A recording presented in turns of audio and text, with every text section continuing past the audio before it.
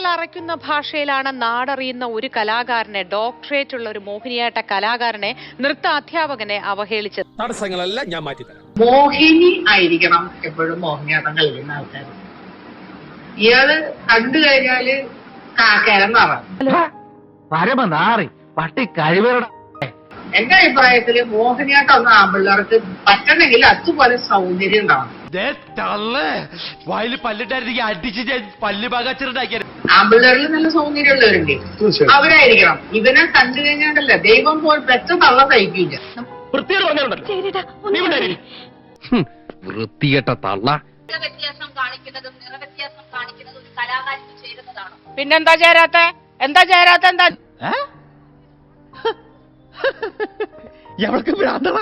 നിങ്ങൾ അങ്ങനെയൊന്നും പറയാൻ പാടില്ല. ഞങ്ങളുടെയൊക്കെ പ്രായമൊക്കെ നിങ്ങൾ നോക്കണമെന്ന്. ഒരുമാതിരി ചൊറിഞ്ഞു വരുന്നുണ്ട് നിന്റെ വർത്താനം.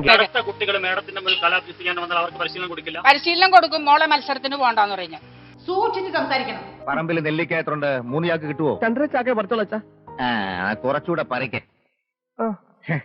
എല്ലാറ്റിനും തലേ തളം വെക്കേണ്ട നേരമായി.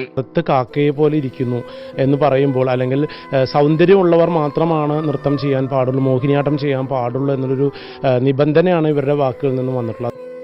But they assume that they have that kind of mentality for racism. That's why I'm saying, I'm pleading for you guys to fishing out those people that have that kind of mentality, because Kerala is a peaceful country, is a peaceful state that people love in. ഇത് വെച്ചിട്ട് ആൾക്കാർ കളിയാക്കുന്നുണ്ട്. ഇത്രയും വലിയ വിദ്യാഭ്യാസമുള്ളൊരു സമൂഹമാണ്. എൻ്റെ സ്കിന്നാണ് പറയണത്. നമ്മളൊന്ന് ആലോചിക്കണം, എന്താണ് ഇങ്ങനെ ചെയ്യണം? ഞാൻ എന്ത് തെറ്റ് ചെയ്ത് പറ? എന്താ ഞാൻ ചെയ്ത തെറ്റ്? കളർ ഡിസ്ക്രിമിനേഷൻ ഭയങ്കരമായിട്ട് നിലനിൽക്കുന്ന ഒരു സാധനമാണ് കേരളത്തിൽ, പ്രത്യേകിച്ച് സൗത്ത് ഇന്ത്യയിൽ. എല്ലാവർക്കും നേരിടുന്നുണ്ട്. എല്ലാവർക്കും അതിനകത്ത് ജാതി ഇല്ലാതെ തന്നെ അതിനകത്ത് എല്ലാവരും നേരിടുന്നുണ്ട് എന്നാണ് എന്റെ വിശ്വാസം.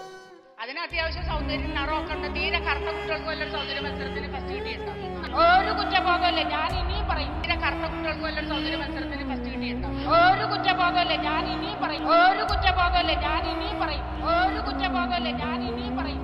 ഒരു കുറ്റബോധമല്ലേ, ഞാൻ ഇനിയും പറയും. ഒരു കുറ്റബോധമല്ലേ, ഞാൻ ഇനിയും പറയും. ഒരു കുറ്റബോധമല്ലേ. തപ്പ് ഓടുന്ന പോലെ ചങ്ക് കയറുന്നുണ്ടുണ്ടുണ്ടും പിടയ്ക്കുക, കരച്ചില് വരിക. നീ ആശാൻ പറഞ്ഞത് മറന്നോ? കരച്ചിൽ വന്നാലും ആരെയും കാണിക്കരുത്, ചിരിച്ചോണ്ട് തിന്നടാ. സൊസൈറ്റി ഒരു മയർന്നാണ്. വെറും ഇതിവിടെ അതിന്റെ ദപ്പുറത്ത് എല്ലാ വീടുകളും